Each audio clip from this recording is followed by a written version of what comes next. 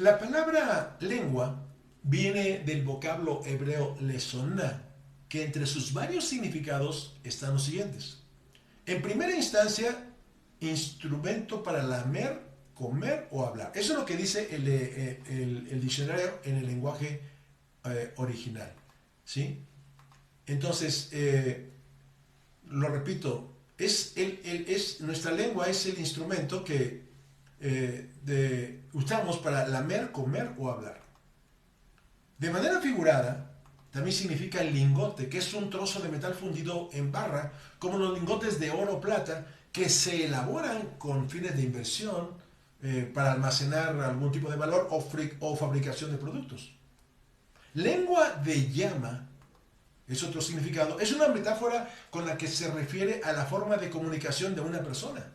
Se utiliza para describir tanto a alguien que habla con elocuencia de manera apasionada y ardiente, o por el contrario, alguien que quema, que lastima con sus palabras. Con la expresión entrada de agua, se da a entender todos los beneficios que ésta contiene. Si lo vemos en el contexto actual, sirve para tener suficiente de este vital líquido para uso personal, para la agricultura y el riego, para la generación de energía hidroeléctrica, para la recreación y el turismo o para la conservación de la vida silvestre y los ecosistemas.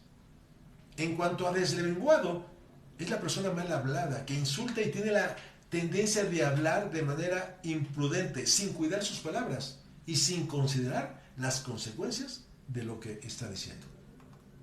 A este tipo de personas, Salomón les llamó impíos, los que actúan o declaran de manera equivocada. Eso es lo que la palabra impío significa: actuar o declarar de manera equivocada.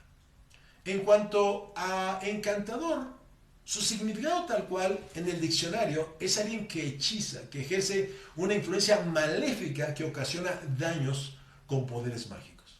Esta es una hermosa historia que le escuché a Wayne Dyer, que muestra lo que se puede lograr cuando sustentamos a través de palabras positivas a alguien. Es la historia de una maestra de quinto año de primaria que en uno de sus años escolares tuvo un niño al que llamaré Daniel, que realmente le desagradaba. No era agradable para él este niño. Siempre llegaba sucio o con la ropa mal planchada, era muy distraído y además siempre se mantenía aislado de los demás niños. Cada año los maestros debían evaluar a los alumnos y hacer sus observaciones de lo que vieron en ellos a lo largo del año. Entonces, para ver qué es lo que había sucedido con Daniel, solicitó a la dirección que le trajeran la información de los maestros de los años anteriores para ver qué es lo que ellos habían dicho acerca de él. Revisó sus conclusiones y encontró que la maestra del primer año había escrito: Daniel es un niño brillante, siempre está sonriente, cumple con sus tareas, es educado y ha sido muy agradable tenerlo como alumno. La maestra de segundo dijo: Daniel fue un excelente alumno, muy querido por sus compañeros, aunque a menudo mostró falta de atención, seguramente porque su madre está enferma de cáncer y porque la situación en general debe estar difícil en su hogar. La maestra de tercer año escribió: la muerte de su madre fue un duro golpe para Daniel. Aunque trató de hacerlo mejor, se retrasó en su aprendizaje. Algunas veces hablé con su papá, pero observé que no tenía tiempo ni interés en apoyar a Daniel, lo que finalmente afectó sus calificaciones. Las observaciones de la maestra de cuarto año fueron: Daniel mostró poco interés en su estudio a lo largo del año. A veces se dormía en clase, desatendió sus tareas y por eso sus bajas calificaciones.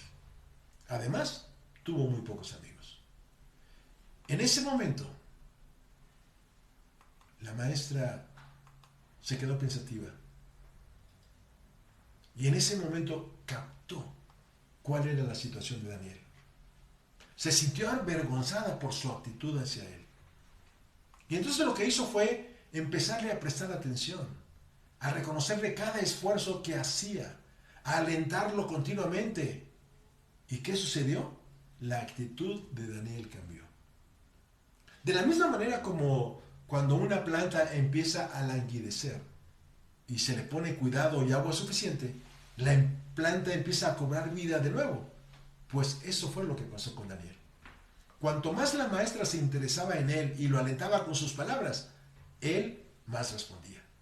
El día del maestro, los alumnos trajeron para la maestra algunos regalos envueltos en papeles de colores bellos, con bellos listones también, mientras que Daniel, burdamente envuelto en un papel simple, pegado con una cinta adhesiva, le trajo un regalo a la maestra. Cuando ella lo abrió, algunos se rieron cuando vieron el regalo que Daniel le había llevado. Era un sencillo brazalete que había pertenecido a su madre, al que en algunas de sus bases metálicas había piedras faltantes. Cortésmente y sonriente le dijo que era un bello brazalete y, conteniendo las lágrimas, lo puso en su muñeca. A medida que pasaron los meses, Daniel se convirtió en uno de los chicos más adelantados de su clase. Terminó el año escolar con excelentes calificaciones. En el sexto grado ya no estuvo en su clase. Aún así, obtuvo muy buenas calificaciones. El último día de clases de ese grado fue al salón de la maestra y le entregó una hoja de papel. En ella le decía que de todos los maestros que había tenido, ella era la mejor. 3 años después, la maestra recibió un comunicado de Daniel donde le contaba que había terminado la preparatoria con notas sobresalientes y que seguía considerándola la mejor maestra que hasta entonces había tenido.